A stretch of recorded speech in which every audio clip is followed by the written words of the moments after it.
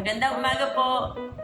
Na-experience niyo na po bang mabutasan ng medyas na ganito kalaki? Sayang naman kung itatapon po natin. Baka pwede pang maayos. At yan ang ating pong gagawin para sa ating masining na paghayag. Ako nga po pala si Charlotte Ramos, malabo sa BACM2C.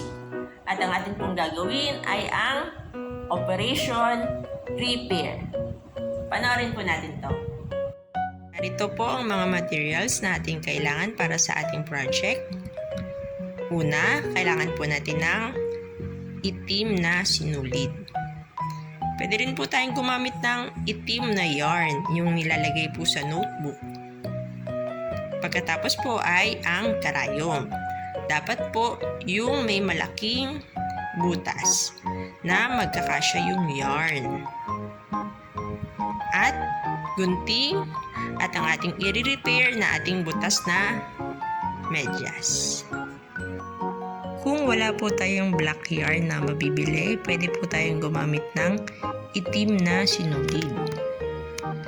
Kaso, kukuha po tayo ng 7 hibla ng sinulid at ipapasok po natin sa karayom para po kumapal po ang hibla ng sinulid.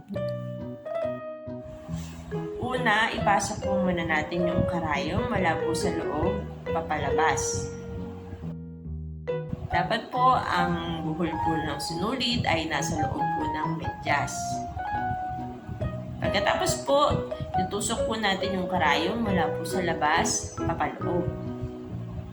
At ganito po siya lalabas ang karayom. Dapat po nagbubuhol ang sinulid.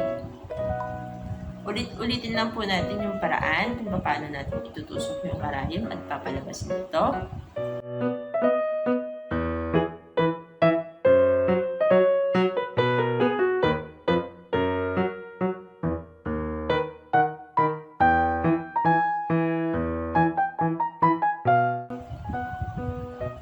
At pagkatapos po ng unang layer, yung second layer naman po, itutusok naman po natin yung karayom doon sa sinulid, hindi na po doon sa tela. At ulit-ulitin lang po natin yung paraan ng pagsulot at paglabas nito.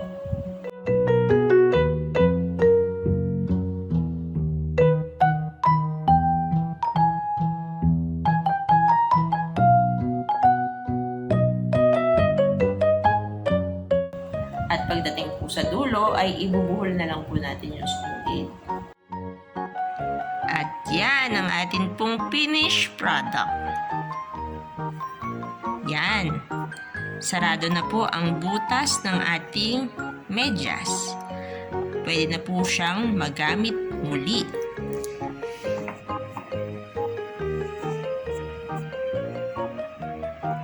O, diba? At dyan po nagtatapos ang ating pong gawain para sa ating masining na paghahayag. Hanggang sa muli, kung lolobin po ng Diyos. Ako po si Charlotte Ramos, malabo sa BACM2C. Paalam!